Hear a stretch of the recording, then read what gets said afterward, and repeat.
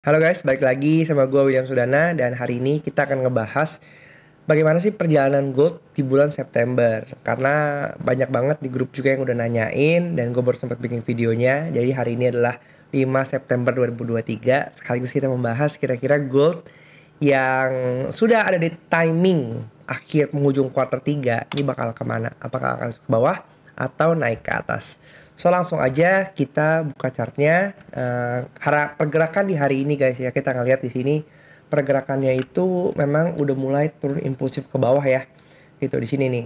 Dari sini nih hari ini sekarang low high paling tinggi ini ada di 1938 dan posisinya sekarang udah di 1926 gitu. Dan ini kita udah masuk di area fair value gapnya H1 kayak gitu. Nah, untuk analisa di NFP kemarin gitu bahwa gue memprediksikan ya bahwa paling tinggi itu kira-kira maksimum kita ada di 1956-an. Masalah segitu ya yang di video analisa NFP yang udah gue post di YouTube kemarin. Ya kira-kira itu.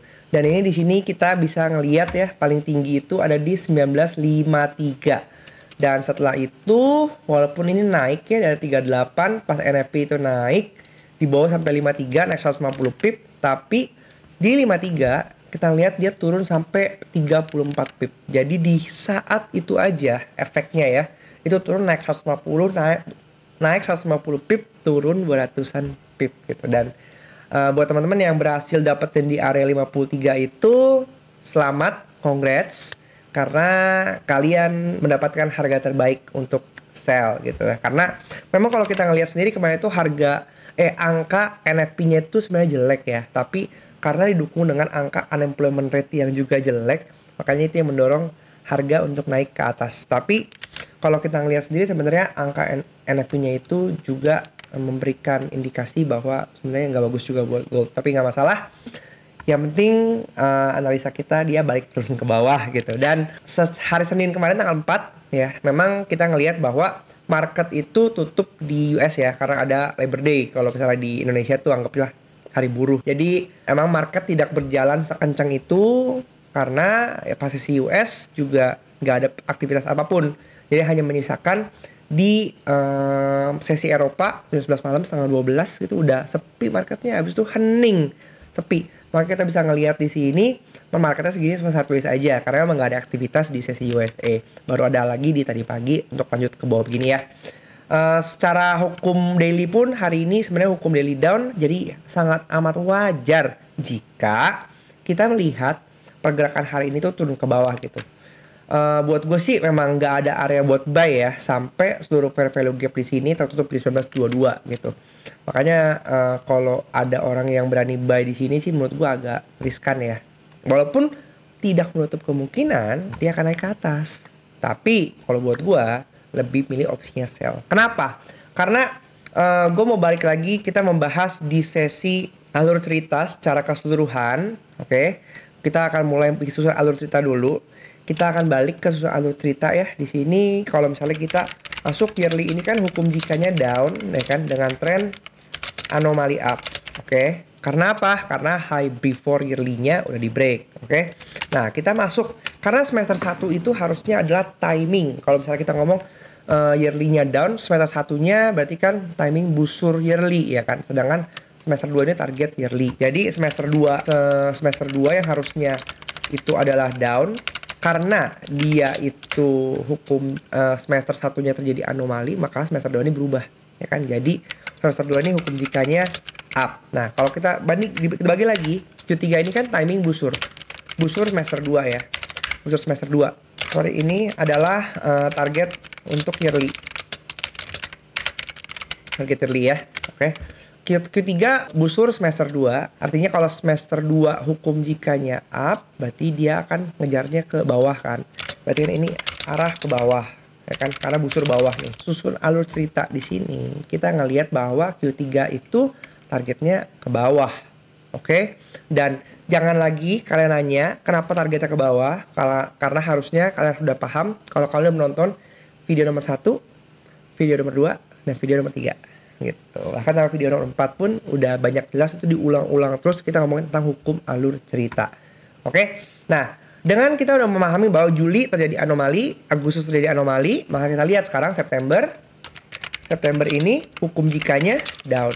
Oke. Jadi ini sebenarnya sejalan dengan timing target Q3 ya. Kenapa? Karena ya seperti udah dibahas, Juli sampai mid Agustus ini adalah busur Q3 timingnya. Oke, mid Agustus sampai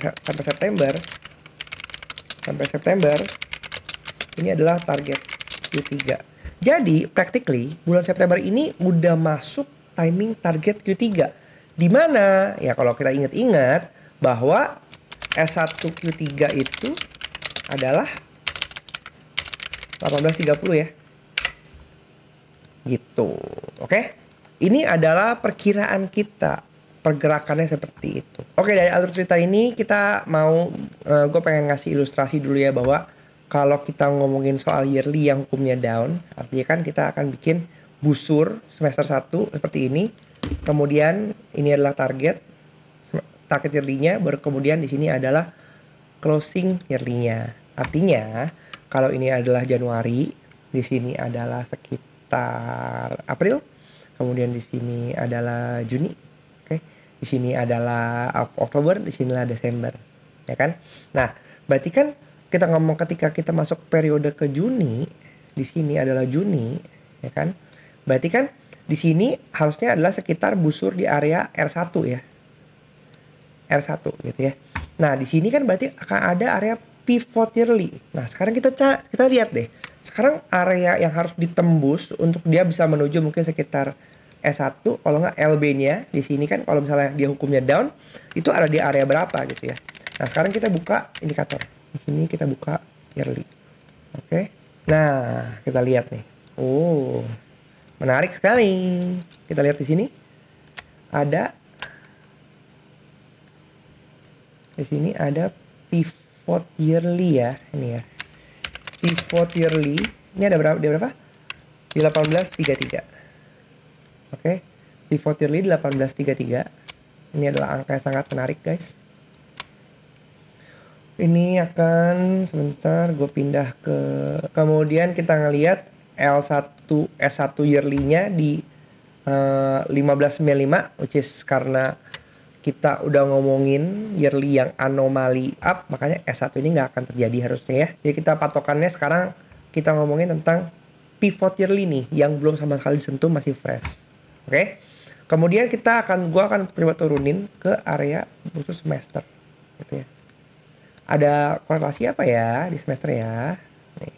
Oh, ini pivot semester 2 ada di sini, guys. Ini pivot semester 2 ya.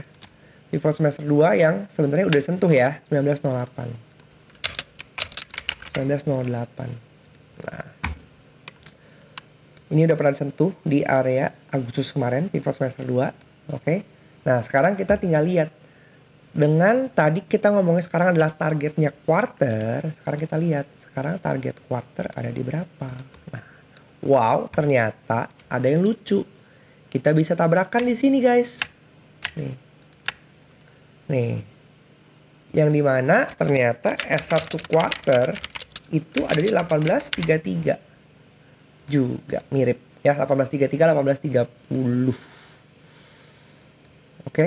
Nah, kita punya angka-angka kembar. Kalau misalnya kalian ingat, angka-angka kembar itu biasa menunjukkan probabilitas. Nah, di sini pun kita ngelihat ya bahwa ternyata secara teknikal juga ada gap yang terjadi di sini sekitar 1880 yang beloman ditutup. Kemudian kita perhatikan lagi di area di sini, ini juga merupakan area fair value gap ya. Yang gede sekali ini karena candle impulsif yang terjadi di bulan Maret 2023. Ini secara daily loh, guys gitu. Kalau misalnya kita ngeliat di weekly-nya gimana? Ya sama, jadi ada breakaway gap di sini ya. Ini ada gap gede. Jadi kita punya banyak area imbalance yang sangat mungkin untuk ditutup gitu. Jadi area confluence yang kita miliki sekarang adalah S1 quarter 18.33, pivot yearly 18.30-an juga gitu. Jadi ada area yang mirip-mirip di sana gitu. Nah, sekarang kalau kita ngelihat apakah mungkin kalau misalnya kita perhatikan Apakah mungkin jika hal itu terjadi? Kalau misalnya kita perhatikan di sini ya, ini area kemarin udah gue sempat gambarin juga. Ini gue gambar di sini. Oh, ini masih ada nih guys. Nih, ini masih ada. Ini adalah range bulan Agustus kemarin ya. Kalau misalnya kita mau menggunakan range ini sebagai acuan kita untuk melihat September pergerakannya kemana, kita ngeliat di sini udah terjadi high-nya di September, oke, 1952 gitu. Kita bisa consider ini adalah high now-nya. Bisa jadi ini adalah angka paling tinggi yang bisa kita dapatkan. Oke. Nah, kita bisa lihat dengan range yang mengikuti range bulan Agustus, kalau patokan kita seperti itu, maka kita bisa ngelihat angka di sini adalah 1872. Oke, 1872 ini angka yang possible di mana terjadi itu adalah pas di area gap-nya. Tapi kalau misalnya kita consider bahwa ada area confluence yang mungkin aja kan ini tertarik misalnya di extend gitu ya, karena range itu kan bukan menjadi satu patokan bahwa oh kalau kemarin segitu ya maksimumnya segitu, nggak juga, bisa di extend. Contohnya kalau kayak hari Senin kemarin karena sepi marketnya, range-nya cuma sekitar 90 pips saja. Tapi hari ini kita ngelihat range-nya itu udah sekitar 100 pips lebih ya. Jadi range itu tidak menjadi sebuah kepastian, tapi bisa menjadi perkiraan. Kalau kita ngelihat di sini berarti 1952 sampai 1830 berarti sekitar 1200 pip untuk bulan September. Kalau misalnya gold memang mau mengejar ke area pivot yearly atau S1 quarternya yang di area 1833. Kalau buat gua ngelihat sih memang kira-kira target secara timing ke arah sana ya. Tapi apakah gold akan melaksanakan tugasnya ke sana? Ya of course tidak ada yang pernah tahu market mau bergerak kemana. Yang bisa kita pastikan adalah ya jaga manajemen kalian gitu. Tapi secara teknikal kita ngelihat bahwa memang gold terus gagal untuk membuat higher high yang baru di sini. Ya, di sini kita ini dulu nih. Area di sini ini buy side liquidity. Kemudian dia kenaikan pullback yang kemarin itu di area 52. Itu kemarin gue sempet ngomong bahwa ini adalah area juga sekitar area 61,8 ya, area 70,5. Jadi memang area pullback optimal trade entry. Kemudian kalau misalnya memang tadi kalau begini ya, kita ngelihat bahwa di area target penurunannya bisa ke 1853 atau mungkin 1816 gitu ya.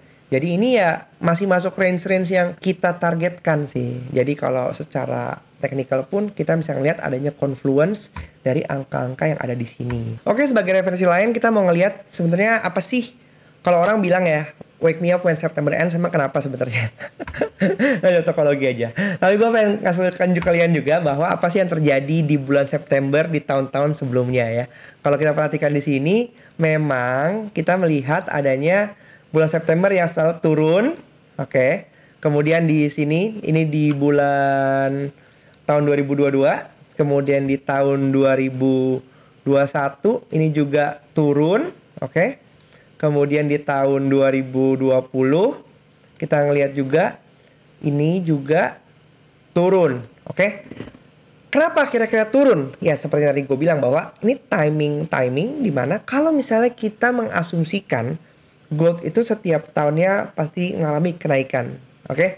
Nah di fase-fase semester 2, di mana semester 2 itu menjadi target timing target untuk yearly, maka area Q3 itu sebenarnya adalah area busur dari semester 2. Kalau misalnya kita asumsikan semester 2 itu going up, maka busurnya ke bawah. Dan September itu adalah penghabisan dari busur semester 2. Makanya kita bisa ngelihat di sini September itu down, oke. Dari historical 3 tahun terakhir, yaitu yang terjadi. Semoga aja September ini pun kita masih menjalankan September yang down. Sesuai dengan hukumnya, tidak terjadi anomali atau apapun itu. Sebelum gue tutup, tanggal 19-20 September nanti akan ada FOMC meeting yang akan membahas tentang kenaikan suku bunga. Berdasarkan diskusi kita di grup, FOMC meeting yang diadakan 8 kali setahun itu bisa menjadi area-area busur atau enggak titik balik.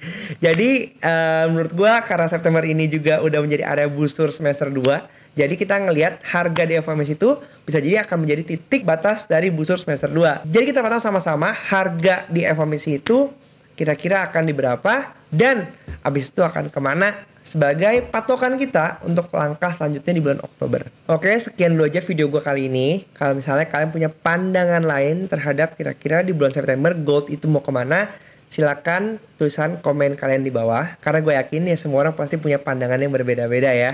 Tapi yang paling penting apa? Jaga money management kita.